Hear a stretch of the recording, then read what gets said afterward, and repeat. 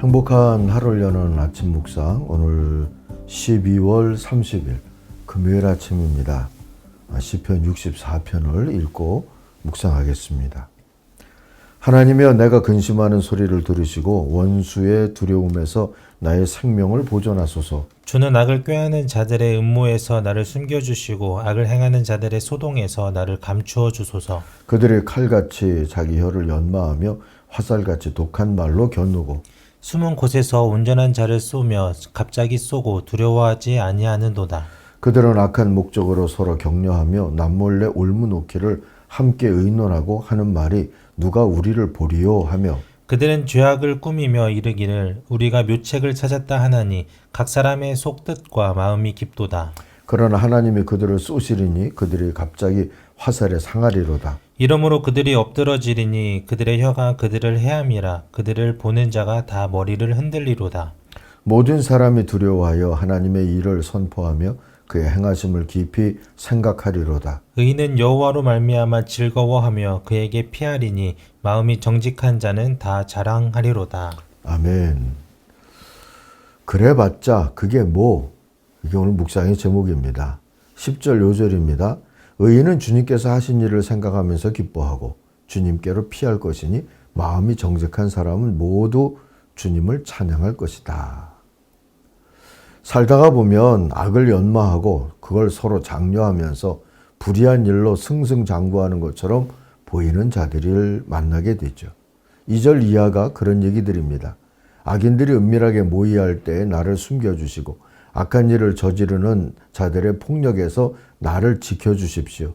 그들은 칼날처럼 날카롭게 혀를 벼려 화살처럼 독소를 뽑아냅니다. 죄 없는 사람을 쏘려고 몰래 숨어 있다가 느닷없이 쏘고서도 거리낌조차 없습니다.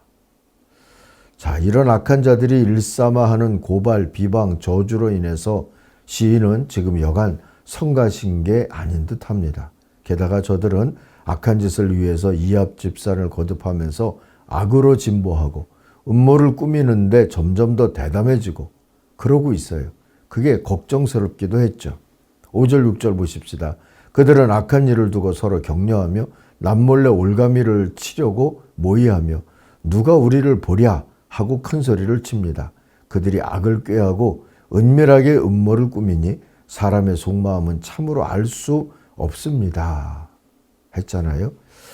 자, 시인은 지금 그런 자들에게 둘러싸여 살았지만 그래서 성가시고 걱정스럽긴 했지만 그렇다고 주눅든 것은 아닌 것 같아요. 정의의 재판장이신 하나님이 손수 활을 쏘시면 저희가 졸지에 넘어질 것을 알고 있었기 때문입니다. 7절 보세요. 그러나 하나님이 활을 쏘실 것이니 그들이 화살을 맞고서 순식간에 쓰러질 것이다.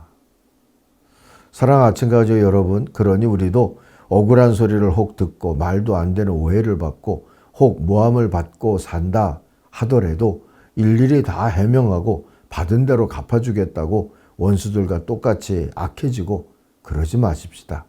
신원하시는 하나님을 기억하면 좋을 것 같아요. 8절 9절 보세요. 하나님은 그들이 혀를 놀려서 한 말 때문에 그들을 멸하실 것이니 이것을 보는 자마다 도망칠 것이다. 그들은 모두 다 두려움에 사로잡혀 하나님이 하신 일을 선포하며 하나님이 하신 일을 생각하게 될 것이다. 하나님의 의로운 통치를 베풀어 주실 때에 모두가 하나님을 두려워할 줄 알게 되는 그런 일이 일어날 것이라고 이 시인은 기대하고 살았습니다.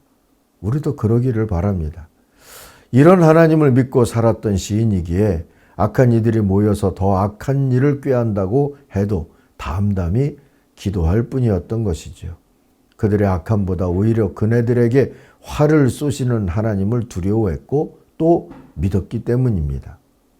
이런 경외하는 감정은 참 묘한 감정이고 묘한 동력을 줄 수 있어요. 그래서 시인도 주님께로 피하면서 기쁨을 잃지 않았다 하고요.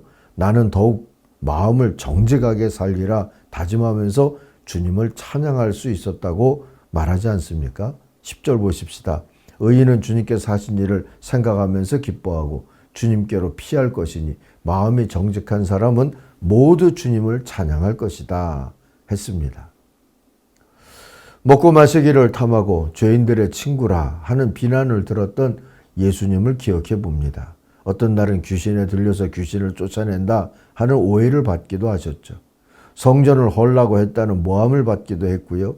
믿었던 제자들이 서로 공과 명예 또 자리를 다투기도 하는 모습으로 속상하기도 하셨어요. 스승인 예수를 돈을 받고 팔아 넘기는 제자도 생겼죠. 다윗의 이름으로 오시는 분이라고 칭송하고 호산나 찬양하던 자들이 갑자기 주먹을 휘두르며 십자가에 못 박으라고 악다구니를 치는 일도 경험하셔야 했습니다.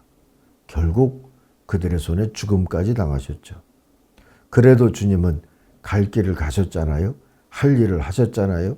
하나님을 의지했기에 그렇게 하실 수가 있었을 겁니다. 그리고 나를 따르라 하시며 우리를 부르셨어요. 부르심을 따라 사는 게, 다시 말하면 오늘 시편의 시인처럼 살아가는 게 하나님을 경외하는 의인의 삶이 될 수 있습니다. 아침까지 여러분도 저도 그렇게 살 수 있기를 소망하십시다. 악한 이들이 모여서 불의한 일을 꾸몄다 하는 말을 들어도 쫄지 마시고요. 그냥 그게 뭐 하십시다. 원수 갚는 건 주님께 있습니다. 우리의 걸음을 구원하시는 것도 주님의 능력에 달려 있습니다. 주님의 사랑에 달려 있기도 하고요. 그 사랑과 그 구원을 믿고 오늘 하나님을 바라보며 오늘도 담대한 하나님의 사람들의 삶을 이루시기를 바랍니다. 기도하겠습니다. 하나님 아버지, 주님을 경외하며 살아가기에 날마다 새로운 일, 선한 일, 의로운 일에 대한 힘을 내며 살 수 있도록 우리 걸음을 지도하여 주옵소서.